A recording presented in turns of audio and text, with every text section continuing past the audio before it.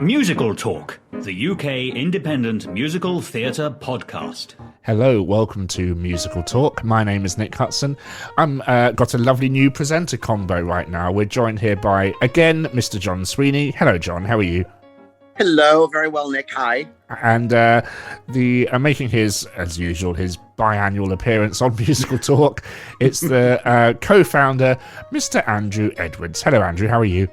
I'm very well, Nick. How are you? Very good. I just wanted to tell you, I've booked to see Bedknobs and Broomsticks because our friend Mr. Charlie Brunton is in it, and hopefully we'll be able to have him on the show to talk about that. So I'm looking forward to seeing that in a few weeks at the new Victoria Theatre in Woking. It's a lovely theatre. I've played it many times. A theatre I've never been. It's kind of just like attached to a shopping centre. It's a strange place. What shows have you done there? Beauty and the Beast, producers. Beauty and the Beast, producers. What? That's it, actually. No. Yeah, just two actually. Oh, right. I said many, just two. It's more than I've done. It's a lovely. It's a weird place because you sort of come in on the train station and it's just like a shopping centre, a theatre, a big car park, and that's Woking. Yeah, well, you know, it's more than most suburban towns have. So we are going to be talking, well, most of this episode is going to be taken up by an interview that I had with a writing team, Charlie and, not Charlie, sorry, I've got Charlie Brunson on the mind, Christopher and Elyse Willis, who have worked together on a TV show called Schmigadoon, which Andrew and John and I are going to talk about. Explain Schmigadoon, one of you. John, go. Me. All right. It is a, thank God, affectionate and loving spoof of golden age musicals of the 50s and 60s with one little current show thrown in at the very end. Yeah. But it's basically a mashup of Brigadoon, Oklahoma, and The Music Man. With bits of Sound of Music and with bits of about 500 other shows. Yeah. You made notes watching it, didn't you, John? Yes, I did. Andrew, what are your notes? I haven't got any notes. You like the Wigs. You love this show, didn't you, Andrew? This TV. Myself and my wife to be. I get married Sunday, so my wife. Finally, we've been together 15 years. We've been engaged for 9. But we're finally going to do it Sunday. We sat there and watched the first episode on your recommendation, Nick. I said, "Oh, there's this thing on Apple TV we have to try and watch." And we watched the first episode. We were just in stitches from the first, literally from the first musical number. Hilarious, absolutely brilliant. It's just this parody, this mashup of all these different musicals. It's so over the top, and it's exactly, as a performer, so many times you've had to do that on stage, like that exact thing, like be really over the top and really camp and really overly dramatic. And it was just nice to see it actually done well, like done but without taking the mickey out of it, actually done as a, it was a parody, yes, but it was more of a homage, I felt, which is why I love it. I feel exactly the same. I was really nervous that it was gonna just be 3.5 hours of mocking, and after a while that's exhausting. I mean, it's fun for a Forbidden Broadway spoof, but for a whole mini series, I thought it would have been a bit much. Although I'm slightly acquainted, well, he's a friend of a friend, with the music director, the conductor. So I knew it was in good hands with as far as the music was going to go. Could you tell it was directed by the same director, Barry Sonnenfeld, who did Enchanted? Because it seemed to have the same setup in a way that you kind of get this, like all, and I mentioned this when the interview you'll hear in a bit, like all Rodgers and Hammerstein stories, it is a fish out of water, isn't it? You get this kind of person from another culture that turns up and influences their ways upon this kind of older or perhaps more foreign culture. And it's such a great setup for a TV show to be. I think it was a great choice of director. I mean, you got the guy that did the Addams Family. It's going to be the Addams Family values. It's going to be in good hands. Yeah, because that again is a homage to the cartoon. The original cartoon. He didn't again take it out of, like, I can't explain myself, like take it too far. It was exactly what it needed to be, which I thought exactly the same with Schmigadoon. I would totally agree. John, so go through some of the references that you... I mean, the obvious reference, and the moment it starts is the Oklahoma Overture, isn't it? Absolutely. Well, it's it's almost the same orchestrations and everything. I mean, I have to say the first episode was overwhelming. There were so many references, one on top of another, piled on, nonstop. I said, this is going to be exhausting to watch the whole show. The John Sweeney commentary track will be coming soon, I think, too. Oh my God. I mean, it starts almost, and of course the one episode I didn't take notes on was the one I watched twice, which was the first episode, and I'm having a hard time. But I mean, just reference like the song that Danny Bailey sings, the Billy Bigelow character. Yeah. You Can't Tame Me. Sounds like a Rodgers and Hart song, and it's just completely just homespun metaphors from Hammerstein's catalog. I mean, it's so clever and so funny and just nonstop. And then at the moment where Danny was talking to Melissa and the blossoms fell down, I said, I'm going to die. This is just too much, because that's a reference to Carousel right there. Yeah. And I was watching with my partner, and she's been in Carousel. And she just going, oh, that's another one. You could say it's part of her name, Andrew. Yes, yeah, absolutely. I loved it. I mean, what really made me comfortable watching this, and I know I bang on about this a lot, but with so many TV shows nowadays, and I think there'll be some bits in the interview that you'll hear when I'll be repeating myself, but that's fine, because that's what we do on this podcast. I was worried there's going to be lots of false rhyming in it, because that seems to be a thing that has plagued a lot of TV shows nowadays, sadly, with things like Crazy Ex-Girlfriend, and musical theatre is the only place now where you can get proper rhyming, and every rhyme in this was proper and quite surprising, especially in the first. I listened to it again last night, the first You Can't Tame Me, which is a kind of the Billy Bigelow song. There's some lovely moments in that, and it's just so refreshing. It was a homage done well, not always for the sake of being funny. It was incredibly touching at times, wasn't it?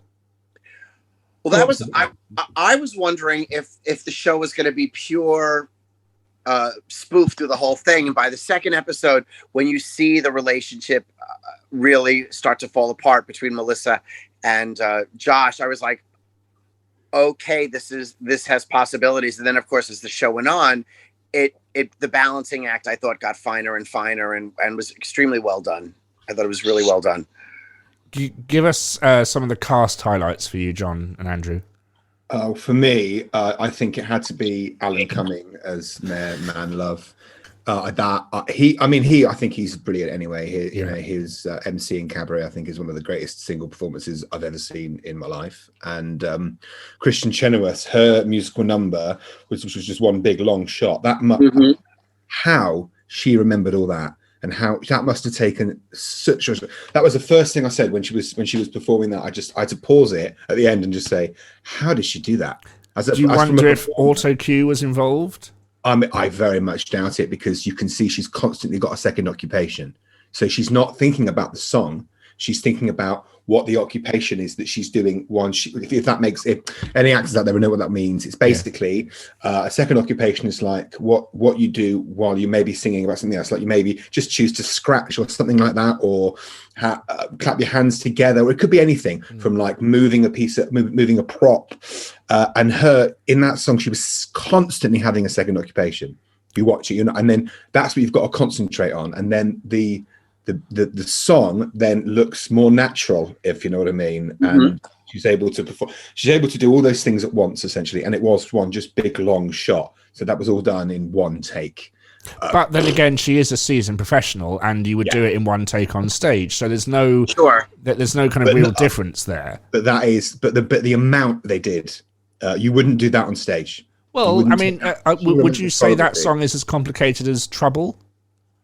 I think it's more complicated, actually. The staging was certainly more involved than anything I've ever seen in a production of The Music Man with Trouble. I mean, she had a lot of blocking to do. Yeah, and I think Chris mentions it. I think they were singing live as well. I don't think they're dubbing. Well, I was wondering if they were singing live. They might have sung live and then dub bits again, but it's But then again, the cast of this is amazing. They are all good at doing this. John, who are some of your highlights?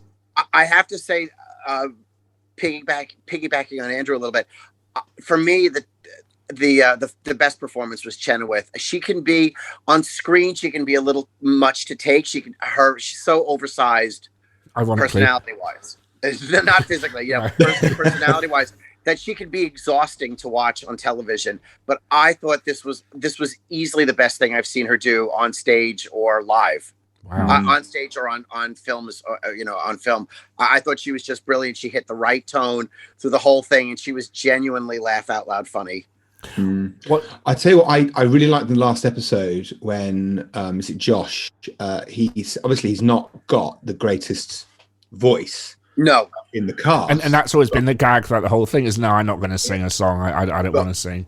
And the fact that when he did sing, it wasn't like musically quality wasn't, but the fact that he was acting, the fact that you believed what he was singing, actually made it.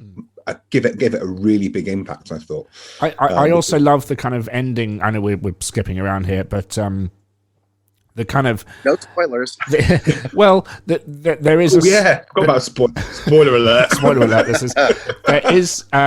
It does get Sondheimy / Schwartz. That's hard to say. Sondheimy / Schwartzy at the end. That was amazing. It's lovely, and it makes absolute sense because the modern couple have influenced this old-fashioned town, so the music has to change. Oh, that's an interesting way to look at it. I was thinking it would have been the one style that he may have been familiar with. Would have been like a more current sound. Yeah. I by the way loved the finale. The little nods to Sunday were just fabulous. Beautiful. And again, I love how the whole thing, this is just going to be us gushing about this show for half an hour, listeners. So interestingly, let's twist that. Any negatives? We can't all be sloshing around superlatives when it comes to this show. Or maybe we can. I don't know. Well, of course, in a half an hour show, I would have loved more songs. Yeah. I honestly, I know that there have been a lot of complaints about the ending. I thought the ending was fine.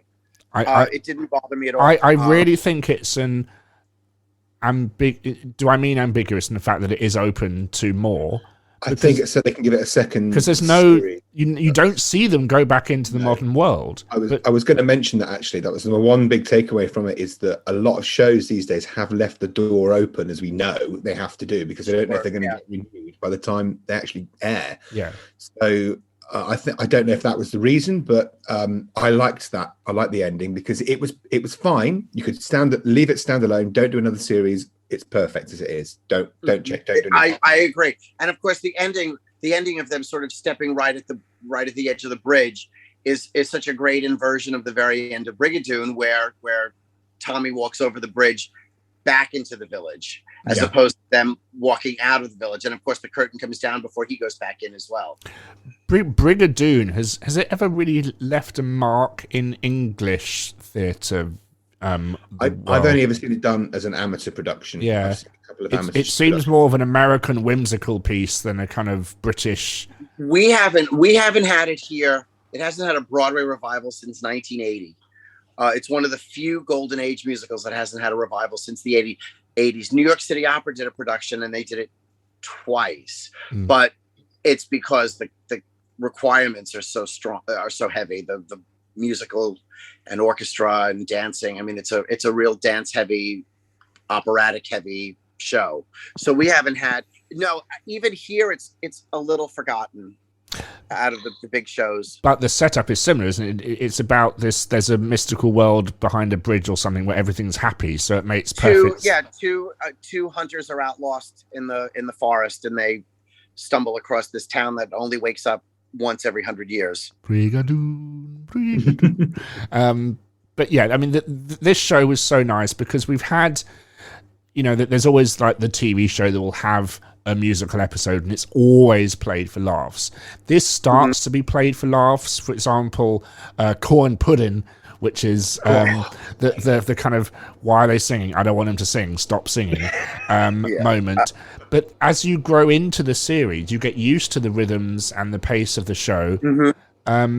So kind of the songs just come naturally and they feel natural, and they don't really mind them appearing.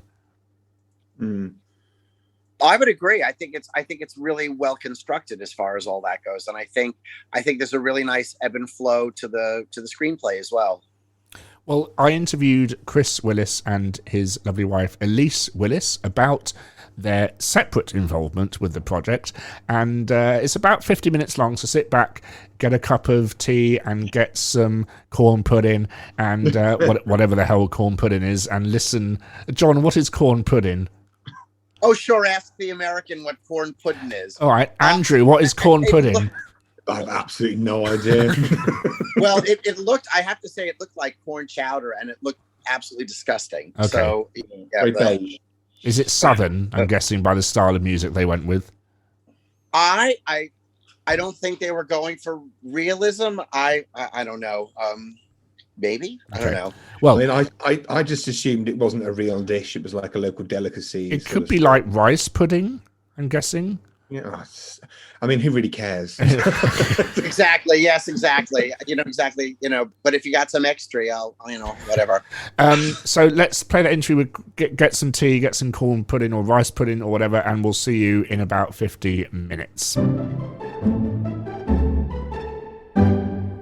So we are talking about Schmigadoon, and I'm joined here by Chris and Elyse Willis, who are Chris is a composer whom I've spoken to on my theme park podcast about his stuff for Mickey and Minnie's Runaway Railway and the Mickey Mouse shorts that are on Disney Plus. And we are talking about Schmigadoon because it kind of popped up in my Twitter feed that you were the incidental music composer for Schmigadoon. Welcome to Musical Talk, Chris and Elyse. Thanks very much. And may I say congratulations on saying Mickey and Minnie's Runaway Railway. I know. Which I know is a phrase that you don't like. It's a mouthful. It's a mouthful. But yeah, so want to talk about Schmigadoon.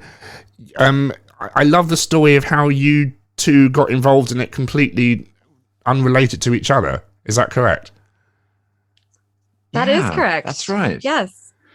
I guess I'll start because I was actually on it before Chris was. There's a vocal contractor that I work with a lot in town, and he's a good friend of ours, and he knows that I'm a huge musical theater nerd. And so when this project came up, I think he thought of me, but he also did me a solid because he knew that I would really love all of the references and just have a ton of fun with it. So there were 4 of us, and we recorded all of the demo vocals. Mm-hmm. So mostly ensemble stuff, some of the solo rep, although, the people who recorded that always knew that it was going to be replaced by the actors because, of course, they had this incredible musical theater cast. But I think mostly they just needed to hear the songs, see if they were working, see if there were things that they could cut or trim or make better. And maybe in some cases, we're still kind of pitching songs to the network or to the studio and just making sure that, they all understood the vision and we're on the same page. And so I think we were just sort of helping sort of get it across the finish line, so to speak. And it always helps having, especially with something as kind of knee deep in musical theatre lore as this show is, it really helps having singers who understand what you're parodying, pastiching, referencing, whatever the term is, to make it kind of as legit as possible. Yeah, I think that's definitely true. And, all of us who did this are studio singers. And so we're used to singing in a variety of styles. And also like Sarah Mann, who was the other female, and myself, we also demoed the kid vocals with All of Your Heart, so we had to sound like kids. And, it was just a lot of that stuff, just trying to get the concept across the finish line to getting them ready to shoot the thing. So that was like, I think late August, early September last year. And I did that little step out solo in the middle of Cross That Bridge, the Brotherhood of Man sort of throwback. A very legit soprano solo, yes.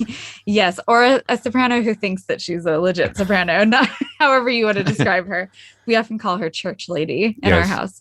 But so I did that, and I thought with everything else that it would probably be replaced in the final. And then they really liked what I did. And so I actually did have to re-record it once just because I was being so silly with it. You couldn't actually really understand any of the text. So I needed to do it one more time just to make it a little bit clearer. But but they liked what I did. And so that was a really, really pleasant surprise that I ended up making the final.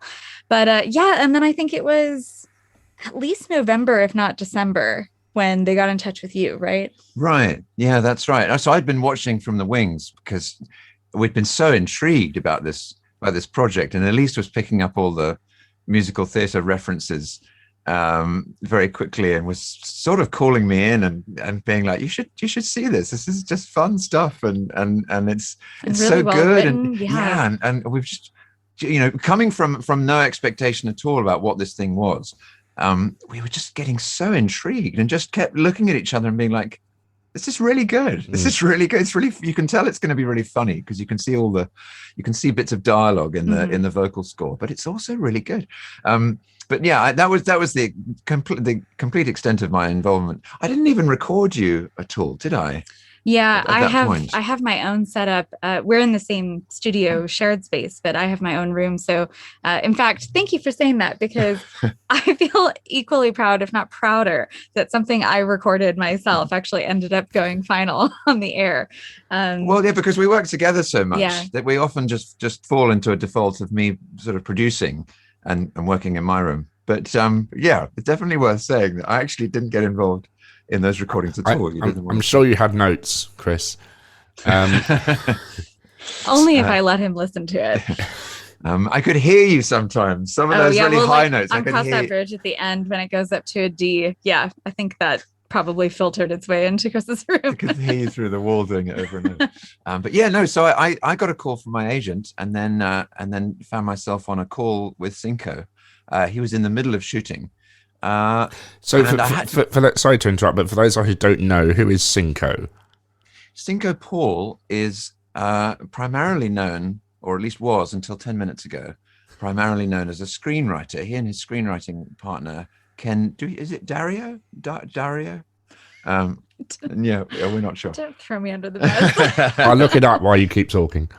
You can do an insert of you just saying the surname over me failing. They are a well-known screenwriting duo. Ken Dario, yeah.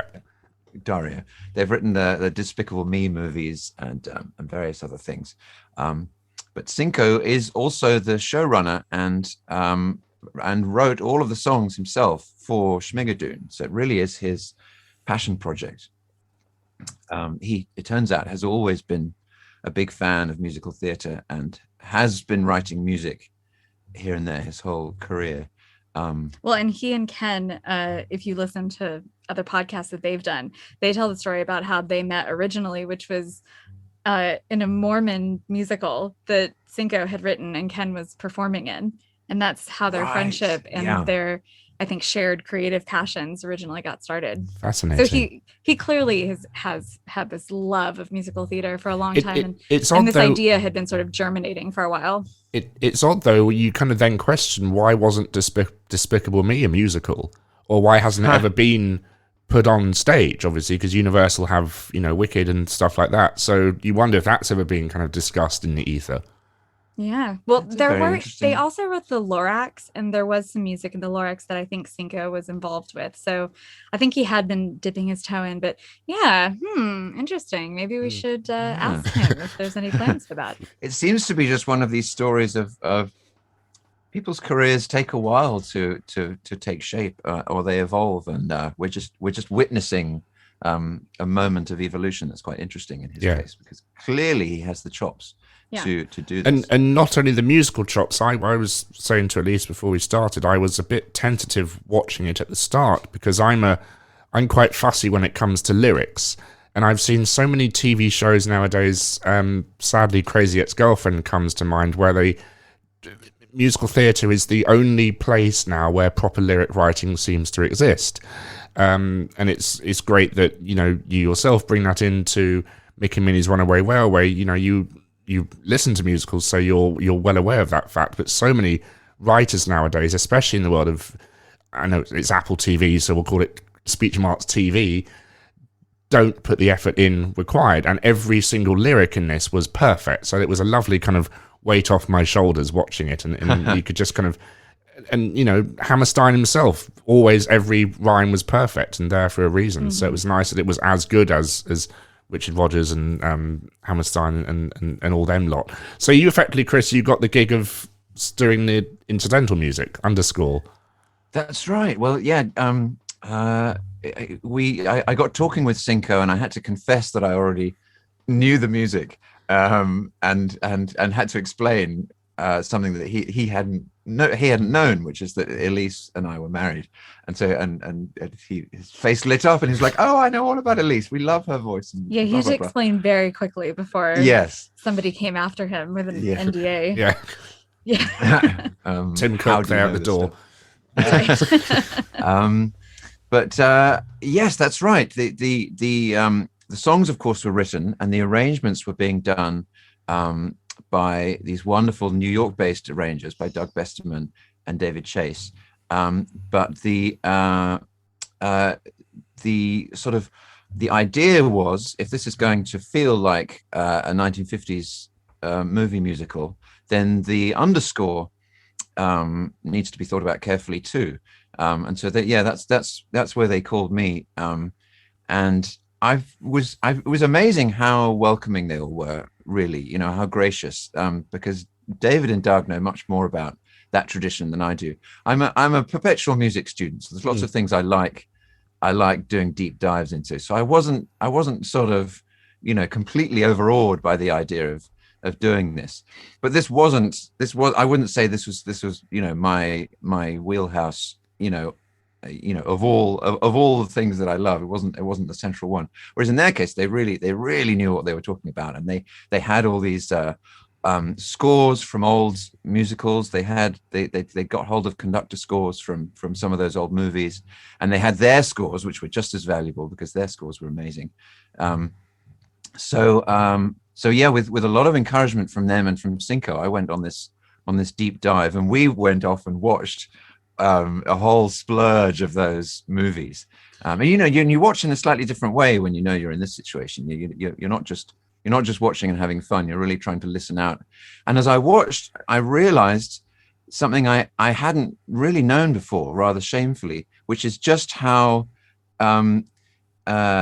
intricate and clever those old underscores were in basically.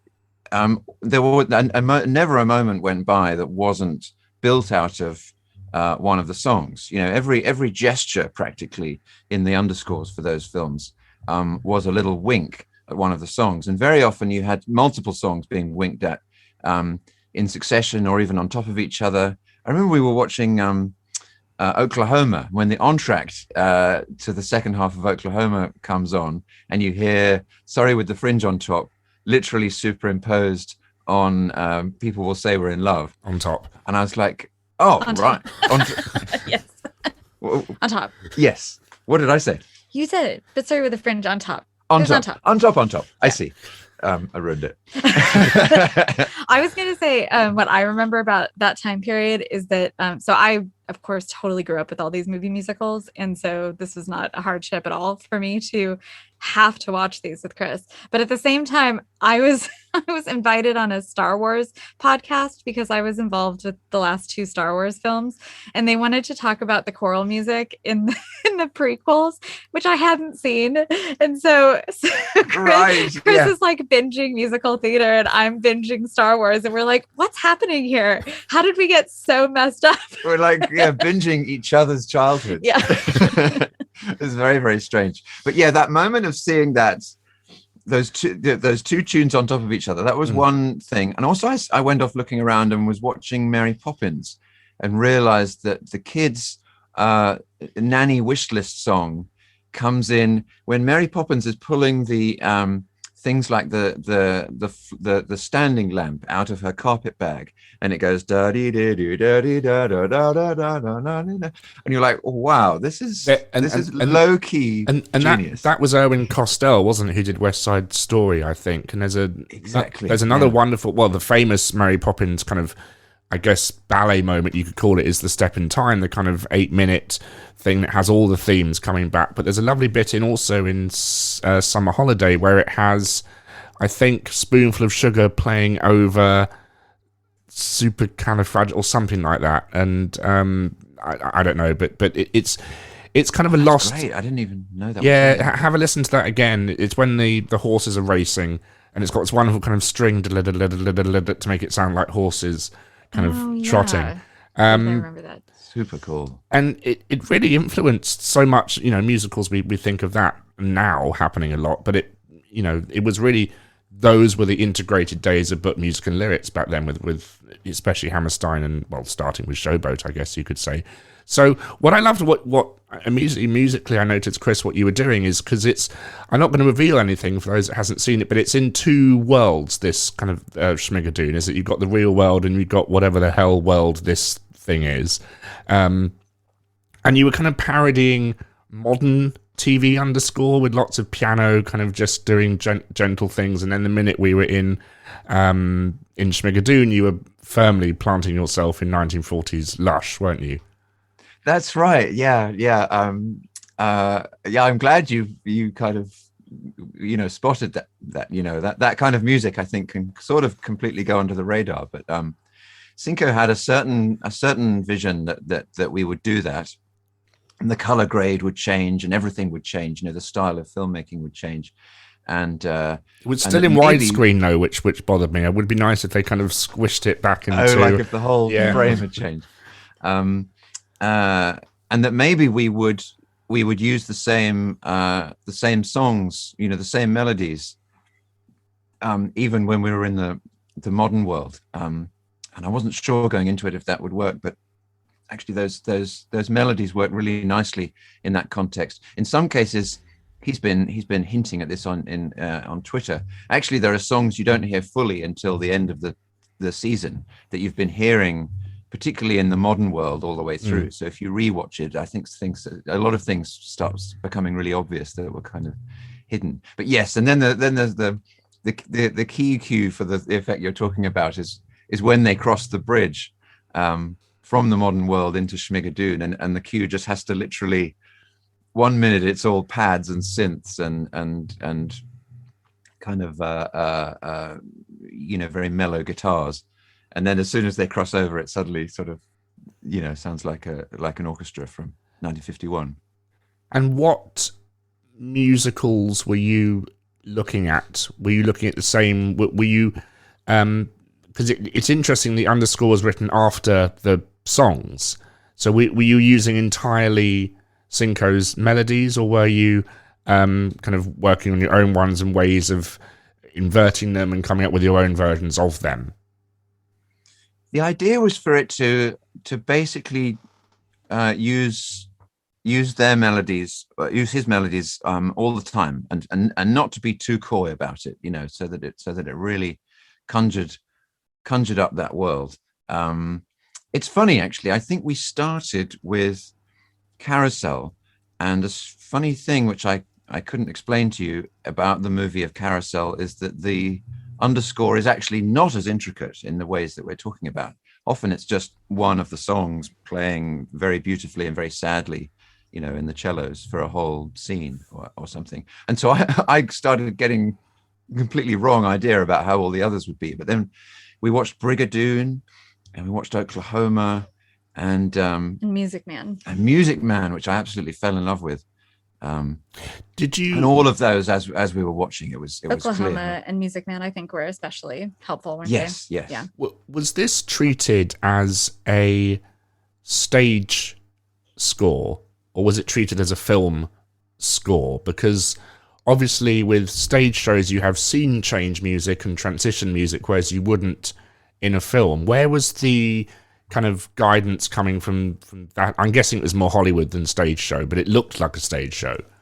That's a great question. Yes, it was supposed to be Hollywood was the model rather than the Broadway versions, and the rubbishness of the set was supposed, I think, to conjure up things like Wizard of Oz, and no, Brigadoon is probably Brigadoon is a rough watch, man. Because Brigadoon looks so fake with all these like sort of almost stuffed animals in the background. You know, the set has some lovely details though.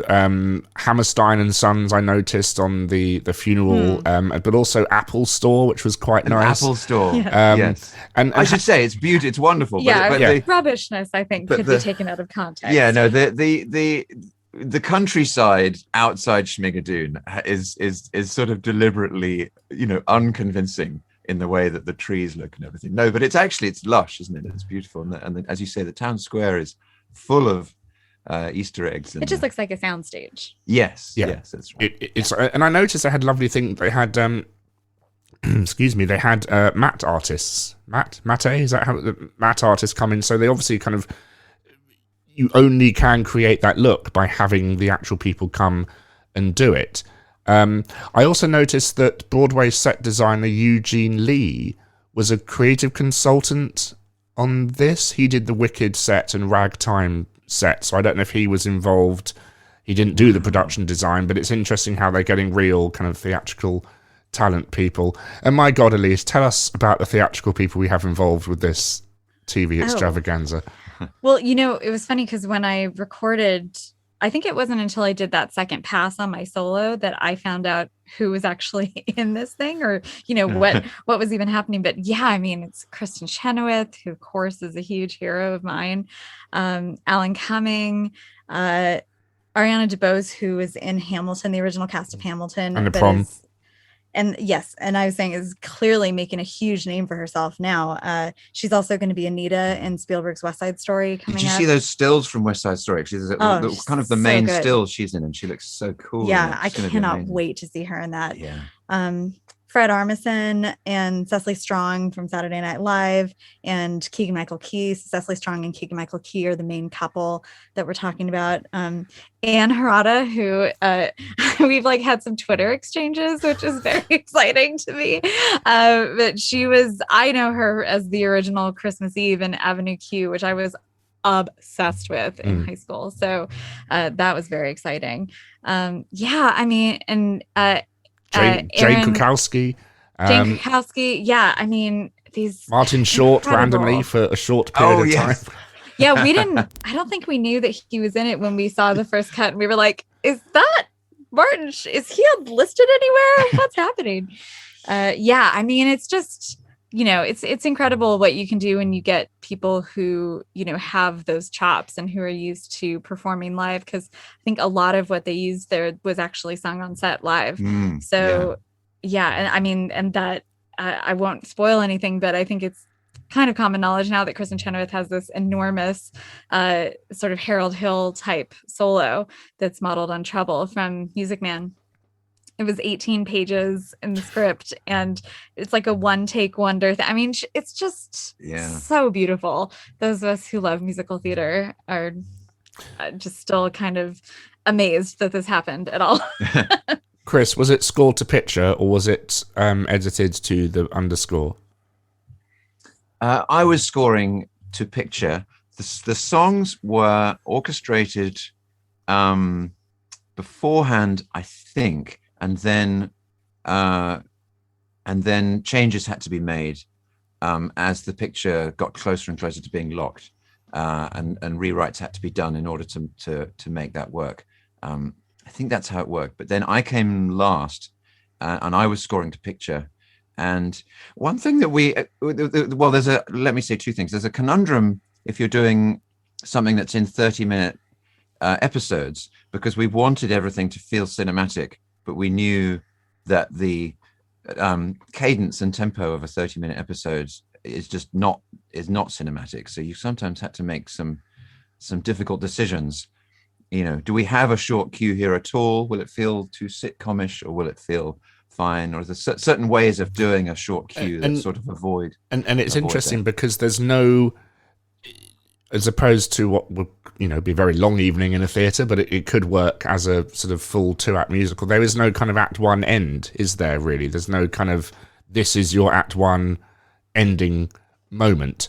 So because it is in half an hour chunks, it's difficult to kind of get the peaks and troughs of of a musical. You know, where is the 11 o'clock number? Where is the kind of it Totally. Yeah. In fact, it's so successful in its writing, I think, that you don't really realize that it's that funny clash of feeling like a musical, and yet actually it has to do what a Ted Lasso or a Veep would do, and it has to lead up to the end of each 30 minutes. And so I was often doing these strange cues that would, you know, they would do what a 30-minute show would do and lead you up to the end, and yet that's, you know, that's not a grammatical thing that you do in a musical. The other thing I was going to say is Cinco didn't want the score on the songs to hand off directly too often, because slightly counterintuitively, or no, probably not to you, because you know a lot about these things, they don't butt up against each other all the time in a sort of Wagnerian way in those old movies, as much as you might think. Very often, when a song starts, you haven't had any score for a while, and that's one of the reasons, you know, as the orchestra swells up, you know that the person's about to burst into song, because you actually haven't had an underscore cue for a while.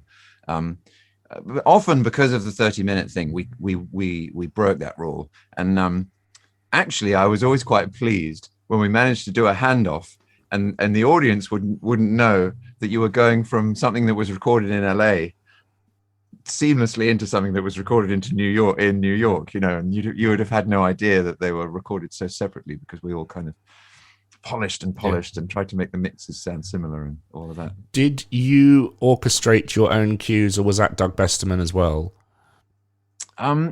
I was orchestrating them. I work with orchestrators who write things out for me. Although in this case, this is again a sort of clash of cultures. This is TV money rather than Rodgers and Hammerstein money. So actually, the orchestrations, in terms of what was written, were very often only violins and high woodwinds. So each cue would have, you know, a bit of violins and a bit of flute and a bit of oboe, and actually the rest of it, the orchestration in the sense of deciding who plays what, was actually a lot of computers. Me polishing my. And I guess the kind of bigger budgets went to the songs, didn't they? But the kind of the Broadway production numbers. I think that's just inevitable, partly because they come first in the schedule.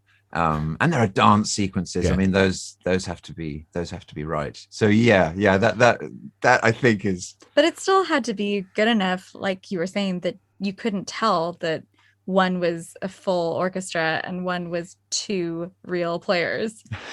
I mean, they had to sound as identical as possible. So it's a different set of challenges. and what I love, how in the end, I'm not giving anything away, he just kind of randomly goes into Sondheim, Stephen Schwartz territory. With a certain day of the week being referenced. Fans of musical theatre will know what I mean. And that was lovely, because it kind of just brought it into the modern age, and it did have that kind of very Rodgers and Hammerstein-esque of these people, these foreigners, these people not from this land, were going into this new place and influencing their thoughts and their modern ways into this very kind of outdated town. So it made sense that the music at the end became modern musical theatre. And that's what's so smart about this show, is that it knows what it's doing, and it does it incredibly well, as opposed to parody can get quite tiresome very quickly, and this doesn't. This just seems, it just keeps going really beautifully, and it flows so well, and you two must be thrilled to have been involved with it. Absolutely. Yeah, I have had those songs stuck in my head for so long and can't share them with anybody, or if I hum something, they're like, what's that? And now people know them. I mean, especially the end, you know, this is how we change, and that the newer version of, I don't want to give too much away, but the recap, you know, that comes back at the end. And I find myself singing them around the house all the time. It's just really, really well done. I think this would be true of the way that you sing something, but it's certainly true, I think, of writing, that often what's wrong with parodies is one parody is based on another parody, which is based on another parody, and it starts to get it can get very repetitive and rather divorced from the original thing and not as interesting or as good as the original thing. You know, if you approach something as a performer like that, it quickly gets grating. You're not actually trying to do a thing that's genuinely good. Yeah. I've been finding that. I liked the fact that at one point we nearly got a parody of Everything's Up to Date in Kansas City, or not a parody, but a kind of a song like that, and it was just kind of stopped, which I thought was quite amusing. And you've got kind of Paint Your Wagon Red with the pudding,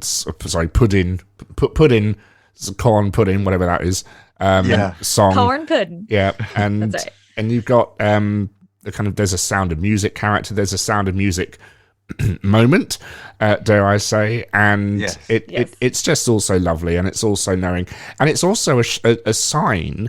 Would this have been picked up by a normal TV channel? It's kind of interesting that we have this big risk being taken, obviously by Apple. It could be anyone. It could be Disney or Netflix, or this is a brave thing for a TV network to do, isn't it? TV network, whatever we call them nowadays. Yeah, That's true, yeah. I think musicals, are being more and more accepted. I mean, they sort of are having a resurgence, right? I mean, you mentioned Crazy Ex-Girlfriend, and I don't know, things like La La Land, and I mean, Smash, if you go far back. Exactly, yeah. I mean, there is some sort of precedent, but I think this particular thing, you're right. I mean, Cinco has said too that he's had this idea, stewing around in his head for years and years and years, but they didn't quite know how to make it a reality because none of the mediums, were in a place where they could tell the story in the way they wanted to. It's not a long movie. It's not a stage play. It's only 6 episodes, and that wouldn't really have been possible before streaming.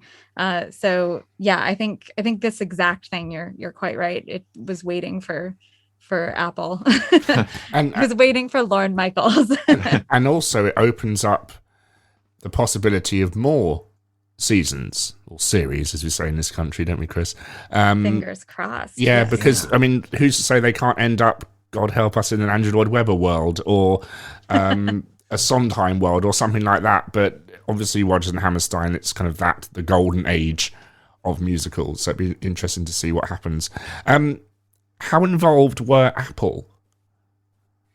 They were a very sort of benign, gentle presence, I would say, on this project. I don't know if that's typical. They were around. I mean, I only saw the dub mixes and the end of the process. But I had this kind of image of Tim Cook just sitting there in his home on his Apple TV, just kind of signing this off. And I've no idea how these things work nowadays. Do they just sign the checks and kind of just approve everything? I mean, what is their involvement? Are they just distributing it on their exclusive platform? I think it must vary from one thing to another. One thing that was very interesting about Schmigadoon is that at many levels of sort of production, it really seemed to be NBC Universal who were making it, which I guess would be typical for a Lorne Michaels thing. So I don't know. Contracts seem to have NBC Universal's letterhead and stuff like that. So it was kind of Apple TV original, Universal presents. So it's kind of nice that they're working with each other. And it's a wonderful show, only available on Apple TV Plus, I should say. So I hope everyone who hasn't seen it checks it out. And it's been lovely to talk to you. Do you have, before we go, do you have any other stories you'd like to share about that you remember, the pair of you? Oh, very interesting. I have a video of the guy who hired me singing the I'm a homosexual reveal because he demoed that up. That is excellent. I will treasure that forever. Yes. We should also mention before we go, actually, the Mickey Mouse shorts that you've worked on together. I know Chris and I talked about that briefly on the Season Pass podcast, but tell us about that. Well, the new season is in the middle of coming out on Disney Plus as we speak. Are we calling it season 1B?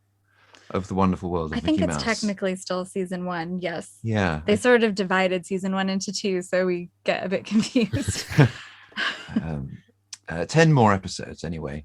And this is very exciting for us because we have several more songs in this season, this seasonette that we've written. Series. And Disney have released an EP of the songs for this season. So that's very exciting for us. We've got it's 4 songs on there. Mm-hmm. We're very excited about that. There's an episode where the whole thing is based around them writing a song and then hitting the big time. And that song is very Tin Pan Alley, standard type of song. I don't know if there's one particular person we were. Let me get this straight. So you, Chris and Elyse, was sat down to write a song about Mickey and Minnie sitting down writing a song to try and hit the big time. But did that seem kind of, this is life imitating art, you could say?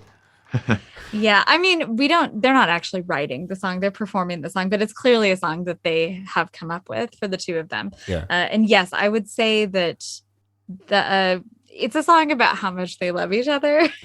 And we basically just wrote the song about ourselves, like we were singing to ourselves. I know it's awful. I'm sorry. Would they ever do? No, but we do. We tend to find those Mickey and Minnie songs where they just kind of, like they're supposed to be. They're just supposed to be obscenely happy. Cute. Yeah, we kind of find that we enjoy doing that. We sort of channel something in ourselves to do that. Would they? I mean, from what I've noticed in the shorts, a lot of the songs are diegetic. Would they ever do a longer musical episode, like a proper musical? Has that ever been discussed? Well, there was one of the shorts was practically all it was sort of a musical, but really it was one song. I mean, if a thing is only going to be 3.5 minutes long, then it makes more sense for it to be one song than for it to be. Well, there was Adorable Couple, which was in the very first season of the shorts, the 3.5 minute ones.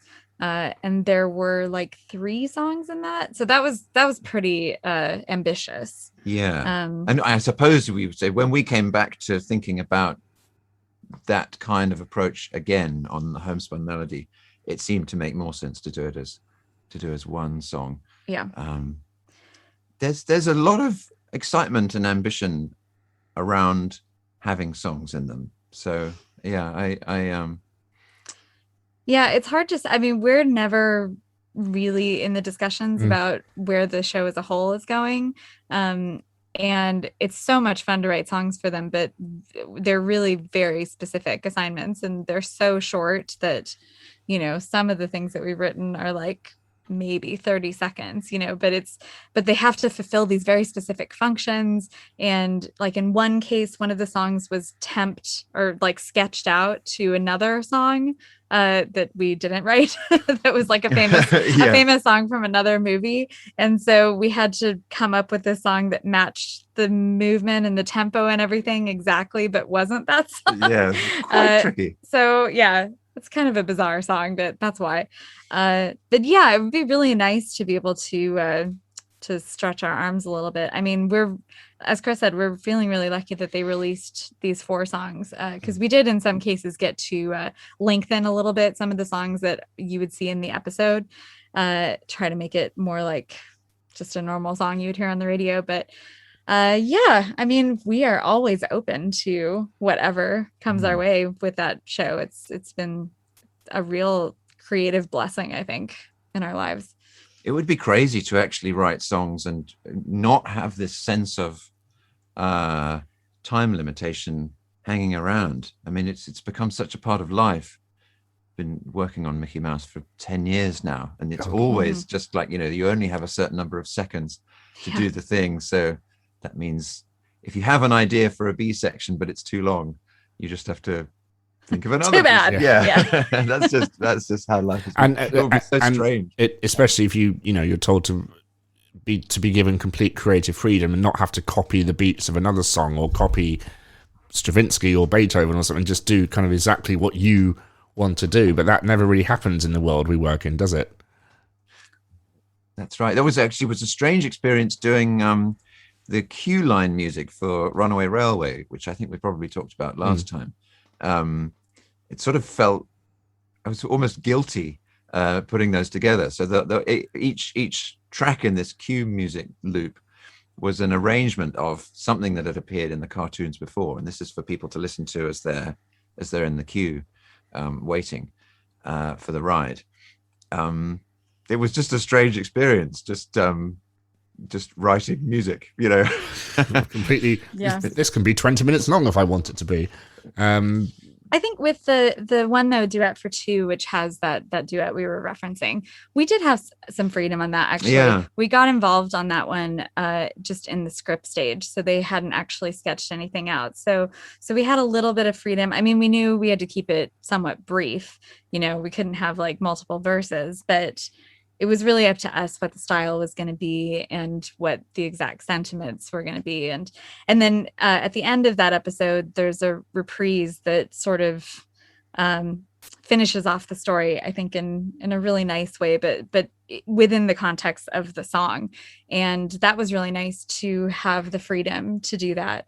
Was that our idea or was that their idea? I mean, I know that their idea was that they would come back together at the end after having, gone on their own adventures. But I think maybe it was our idea that they should actually do a reprise of the song. That it should all be sung at the end. Yeah. And they're they're very accommodating within the parameters that they have available.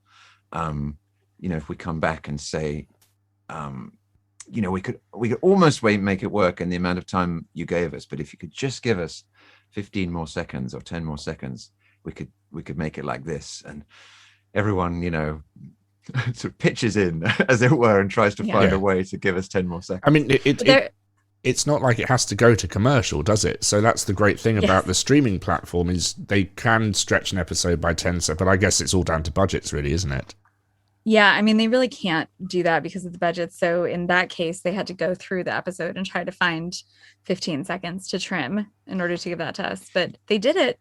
So they obviously, realized the value of what we were giving them. I think in that specific context, it was at the beginning of a longer episode. And I think they could tell that it was setting the scene or setting the tone in a way that it was worth it to get the extra seconds for that. That's right. Yeah, for whatever reason, the Mickey Mouse episodes, the shorts were always 3 minutes 30 exactly, and the Wonderful World are always 7 minutes exactly. I don't think there are many cartoons that are that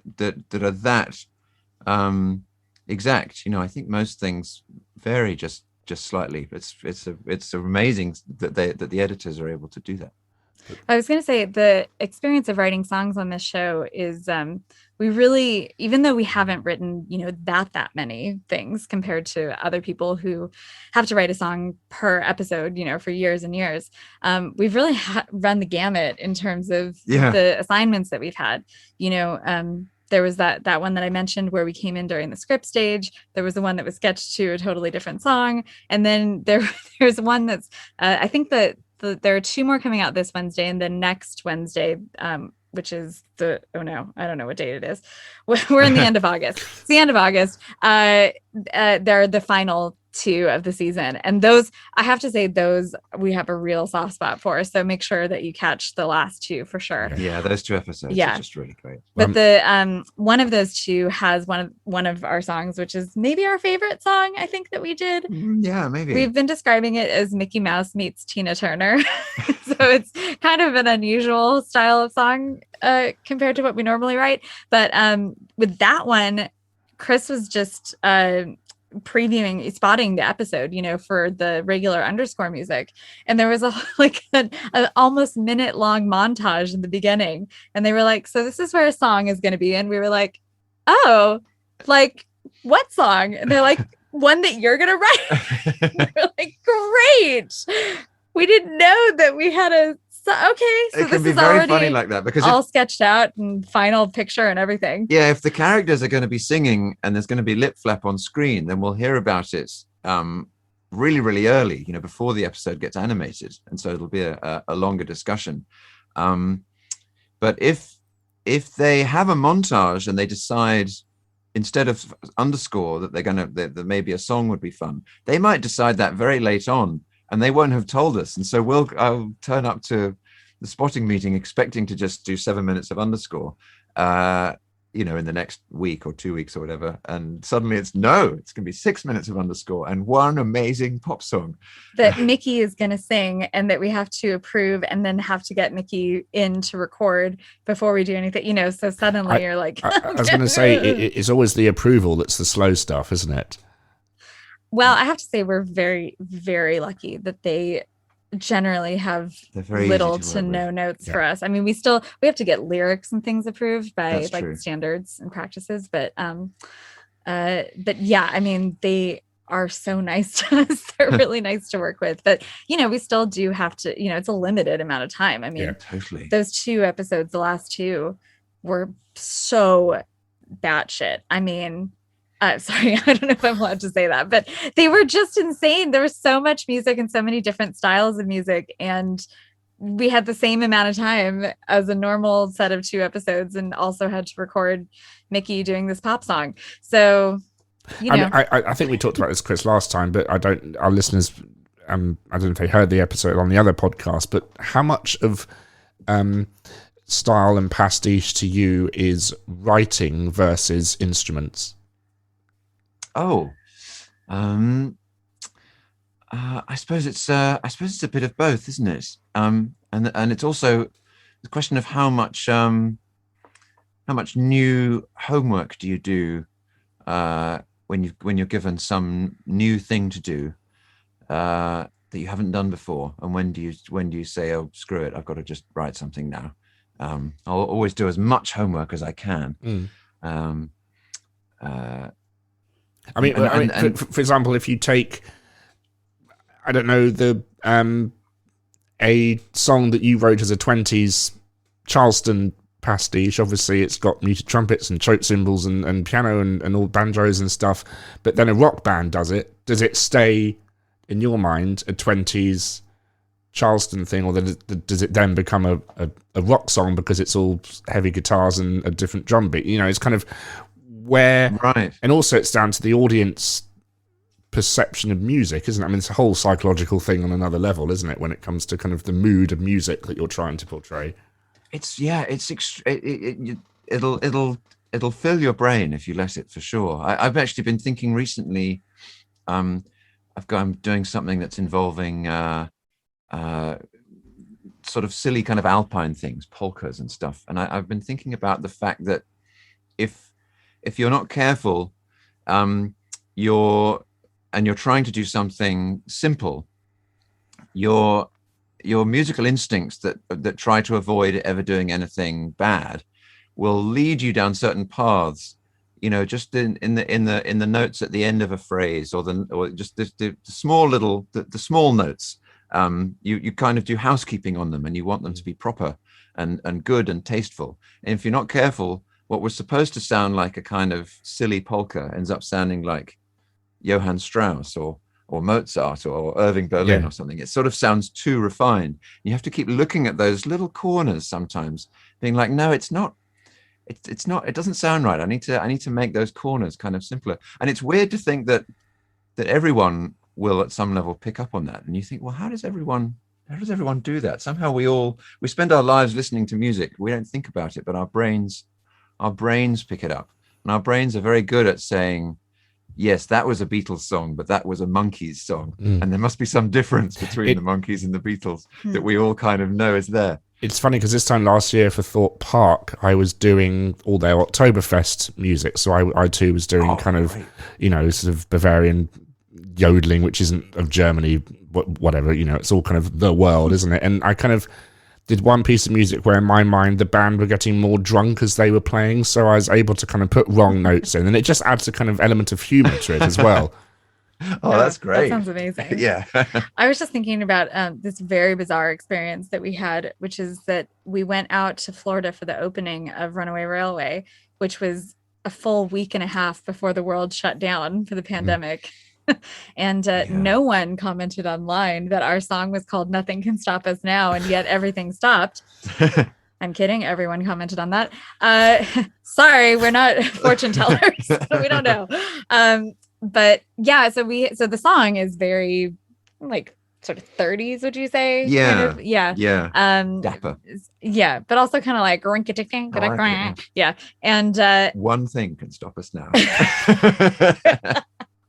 But I will say that when they opened the park up again after it had been closed for months and months, they played that song as people came into the park. So see, it all worked out. Really anyway, cool, that's really not my story. My story is that when they opened the ride, they had this big celebration, like spectacular. I mean, it was only like 15 minutes, but it was like a performance that opened up the ride. And all day long, people have been saying like, oh, there's a new I've got that new version of your song stuck in my head. And we're like, what's that now? And, and they were like, oh, you'll love it. I thought it was weird at first, but it's like, I love it now. And we were like, what have they done? What have they done? It's just something we cooked up in Florida. Yeah, we didn't want to bother you over there in LA. So it started with a version that was very very like the version in the ride, and then Mickey and the gang come out, and there's fireworks, very like musical theatery and dancers, and we're like, oh, this is fine. This is great. This is great. And then they came back to it at the end, and they totally popified it, and it was so bizarre. It was an out of body experience, practically. We're just standing there in the crowd, Of course, the rest of the crowd doesn't know who we are, so we're just completely anonymous, watching this giant performance of our song that we didn't arrange or we didn't choreograph. We knew nothing about what was about to happen. But do you think what you heard musically, Chris, you could have done that, or was that something? Because I worked on something for Thought Park for their summer event where I worked with a music kind of rap hip hop producer, and he and I did the groundwork for the music and sent it off to him, and he added all his magic sheen to it. It's always amazing when someone takes your material and just lifts it to something way beyond anything that I personally could have done. Did you feel the same? I couldn't have done exactly that. It was so just Florida and just brilliant in a certain. Full of sunshine. It was just so different from our vision of the song, and I don't. But that's interesting because it goes back to what that kind of song. It's interesting. It goes back to what we talked earlier. A song can be made into anything, can't it? Because it was a 30s dapper song, and then someone took it and made it into a kind of popified Florida summer whatever thing it was. That's right. I have a feeling that if someone had asked us to do that, we would have done it. I mean, you would have done it, but we probably would have gone back to them and said, we don't really think this is a good idea. And we didn't have that kind of say over this, but I don't know. I guess people liked it. It took us a while to get used to, but maybe we're just being too close-minded. So you're quite right. It's still the melody, isn't it? And the chords, I guess, which is the kind of important thing. It is amazing what you can do transforming things. Well, thank you so much, Elyse and Chris Willis. It's been lovely to talk to you. Again, listeners, do go and check out Schmigadoon on the Apple Plus side, on the Disney Plus. Apple and Disney are always talking to each other, so we're allowed to mention them in the same sentence. Go and watch the Mickey Mouse series on Disney Plus. Thank you very much for coming on Musical Talk, and I hope we'll have you on again soon to discuss whatever happens with your illustrious careers in the future. Oh, yes, please. Thank you for having us.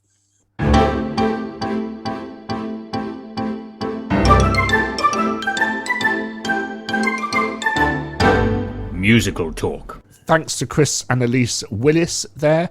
John, go through some of the other notes that you wrote down about this. Oh my God. Well, first of all, there are just so many wonderful little, like Carson, the little boy who keeps popping up into the story, is very obviously with his tongue that's too large for his mouth, which is it's the Music so Man, obvious. isn't it? Yeah. It's Winthrop in the Music Man. But I even noticed in the second episode, when they did Lover's Spat. Was that the second episode?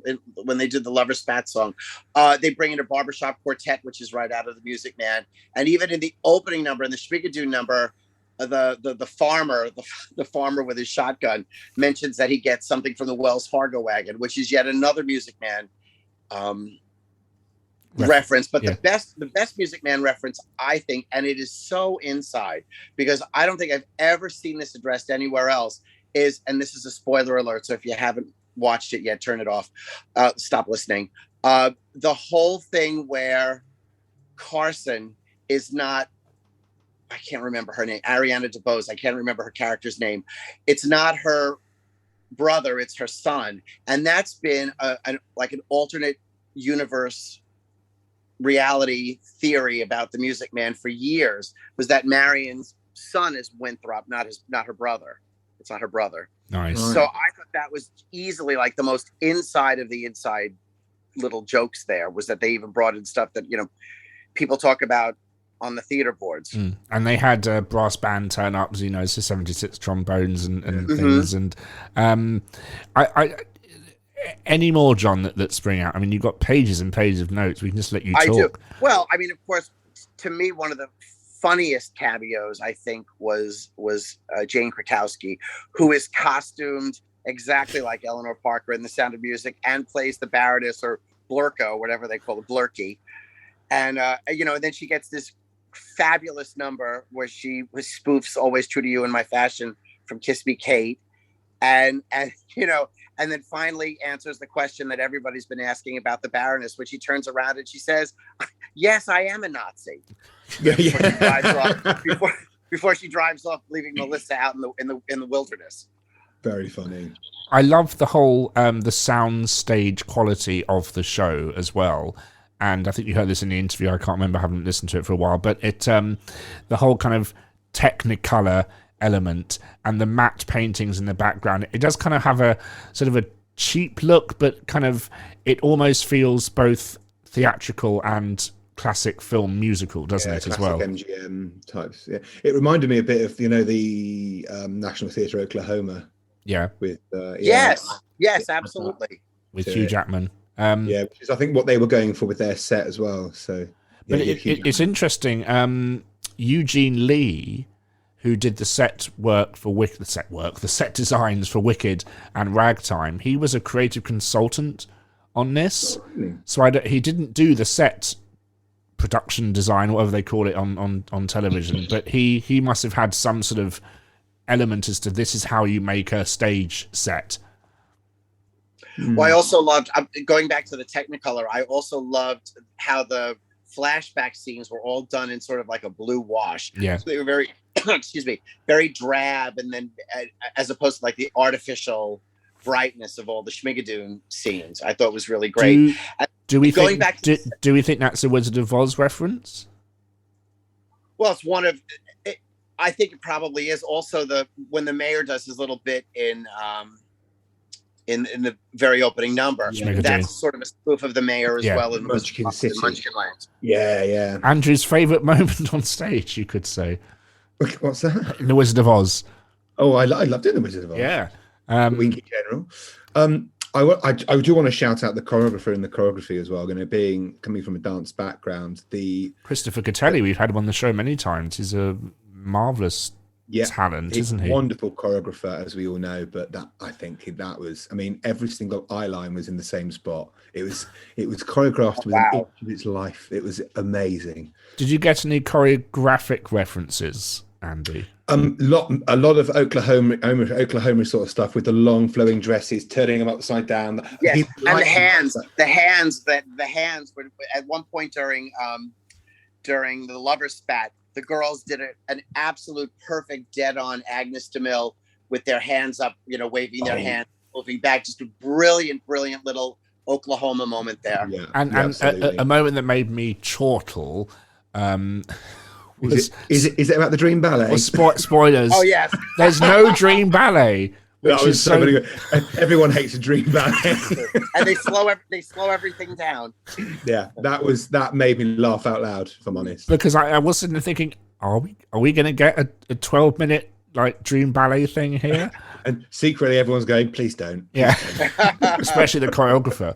And I love the fairground stuff with the kind of everything looking fake but kind of real, and you got the beautiful ton of love.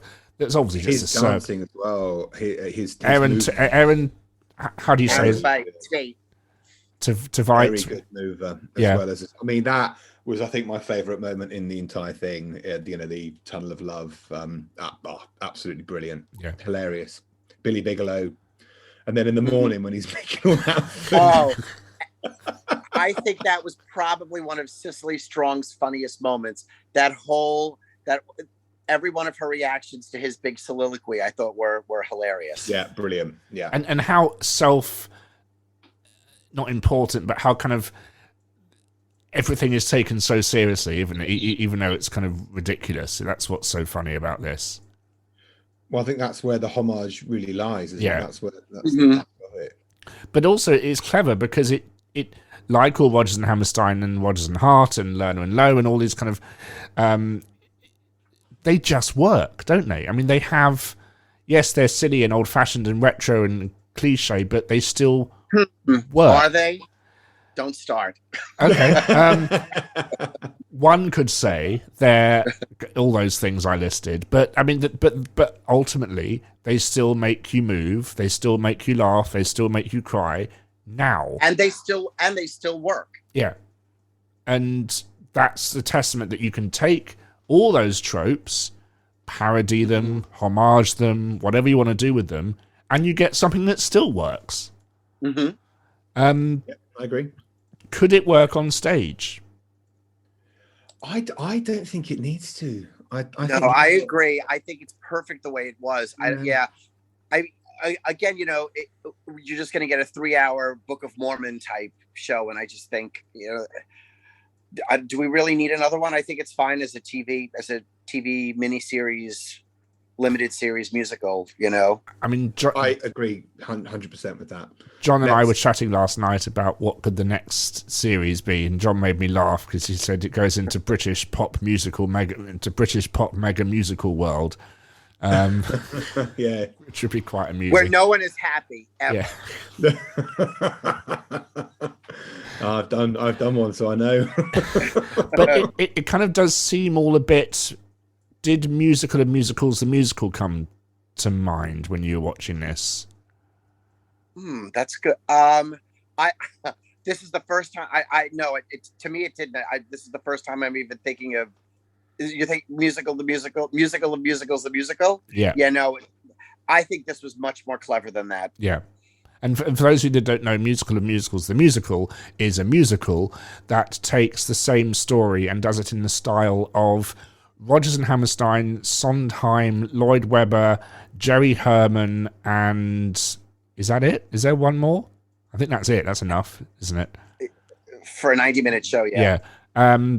And that's kind of, what could the second series be? Do we go into a Sondheim world, or do we go into a Lloyd Webber world, God help us, or do we go into, it kind of a Disney world? I hope not. No? I kind of want them just to stop there. It's all very selfish of me. But No. I almost don't think there's room for a sequel. I mean, as I was saying to you, Nick, when we talked, the characters have learned their lesson, or they've learned what they've needed to learn, and they go back to where they. I mean, is this one of those things where it's like a spin of the dial and they go somewhere else to learn something else? I mean, I feel like the story is completely told. You feel like it would be a sequel just for the sake of being a sequel, because it was unless they change the format and have different people, different characters, which of course they do. I mean, that might work as well. Yeah, two different characters go to the same town, kind of thing. Yeah. But the songs were so wonderful and the script was so wonderful. There's not much else we can say about Schmigadoon other than the fact you do need an Apple TV subscription to watch it. So do check it out. And any other points you want to bring up about it, gentlemen? Just watch it. Just watch it. Yeah, watch it. It's really, if you are a fan of musicals, this is as someone said to me, this show was written for us. So watch it. I mean, it's really wonderful. And it's respectful and it's loving. So at the end of the day, it kind of ticks all the boxes. Because back to your beginning point, John, that's what you, and to be fair, I and possibly Andrew were most worried about is this going to make fun of people that watch musicals by making fun of musicals, or is it going to be an absolute love letter? And it was. And I think that's what, for example, that's what the producers did so well, was that it was littered with so many references. And I don't know if, Andy, when you're in the producers, if Susan Stroman went through all the references one by one and made sure that... No, you just know them. Growing up, training in musical theatre, you knew what they were going for. It didn't really have to be said. Yeah. You knew exactly when it was what everything was. And that's what this show does. I know Mel Brooks always said about the producers, it's a love letter to musical theatre, and that's really what Schmigadoon is, isn't it? I completely agree. I mean, it's almost more of an homage to movie musicals, I would think, than stage musicals, because it's a different medium, but it's the same principle as the producers. I think it's even more affectionate than the producers. Wow. Oh, I would totally agree with that statement. Yeah. I would. I think it's the producers is also written. I mean, Mel Brooks said it, and he said, the other musical comedies, they're not funny. This is funny. He wrote it predominantly to be comedy as well. Mm-hmm. And that's what this is as well, but it's also incredibly touching with very well structured songs that do move the story forward. Yeah. Yes, and that's absolutely. the other problem with a lot of TV things, is because they're going for the more comedic approach, they will have a tap dance number just for the sake of having a tap dance number, whereas this one has a tap dance number in the schoolroom, and it's brilliant. That felt a bit Annie to me. It was definitely Annie in the schoolroom. It was a hard knock life. Yes, absolutely. And so first thing I said, again, now the three of us are finding references that we all agree on, which is great. And that's a lovely thing to leave us on, John, that this is a show for us. That's a really nice thing. So thank you to whoever coined that phrase. I'm saying I would tell you, but I can't. Moving on, I'm seeing Back to the Future tonight, so I'm looking forward. Got a couple of mates in Very there. nice. I'm sure you have, Andy. I've known you for about 20 years, and every show I've listed, you've known anyone who's in it, from a Wiggy to the star. They're both swings on this. Matt and Amy. They're both. I've just been working with Amy at Alton Towers, and Matt I Wizard of Oz with, but he's also the understudy to Doc. Okay, so I have to go down when he has a planned performance. I'm going to go and watch it because I want to see his. Yeah. So do I. Let me know and we'll go, because I think this is going to be a show that I will see many times. We could even maybe go for a drink with him afterwards and catch a few words with him. We're not allowed to meet people after shows. What do you mean? Because of COVID, we're not allowed to stage door. They've got rid of all that now. Oh, no, I mean go for a drink somewhere. Oh, okay. All right. Yes. Perfect. Group of tables, sit 6 meters apart, wear full masks. We'll be fine. Of course, absolutely. But it's so nice that you guys can even go to the theater, because we're still theater deprived here overall. Yeah. So. What's happening, John? What's the latest? The Newsweek. Well, we had one show open on Broadway called Passover, which I have not seen. I just had no, barely passed my radar. So I don't see anything. Or over your radar. Over my radar. I don't see anything until November. Ironically, is it The Music Man? No, don't even get me started on The Music Man. I see that in May. Oh, God. Oh, but apparently Beetlejuice is coming back. There are rumors about that. I heard that, yes. I just saw the story the other day. Yeah, apparently it's coming back, so that's good. Which is wonderful, because The Music Man, the show that... I don't think it's ever going to open. I think we're going to keep Sutton Foster here and Anything Goes forever, and The Music Man will never open. Just thought I'd watch. I have had in my date book, I have had, no exaggeration, 4 different dates for The Music Man. Wow. They're not giving any money back. They just keep pushing forward. I mean, I'm going to be 65 by the time I finally see the show. I think I'll be 65 by the time you see it, by the way it's going. God help us. But yeah, so fingers crossed I see that in May. Cool. So we'll see. Lovely. Thank you. Oh, I've got an email. How exciting. Thank you so much for joining us on Musical Talk. I'll just let you talk in the background. Goodbye. Thank you for listening to this week's episode of Musical Talk. To find out more about the world of Musical Talk, you can visit our website at musicaltalk.co.uk, where you'll find all our episodes, or you can listen on Spotify, Apple Podcasts, or YouTube. Please follow us on Twitter and Instagram at Musical Talk.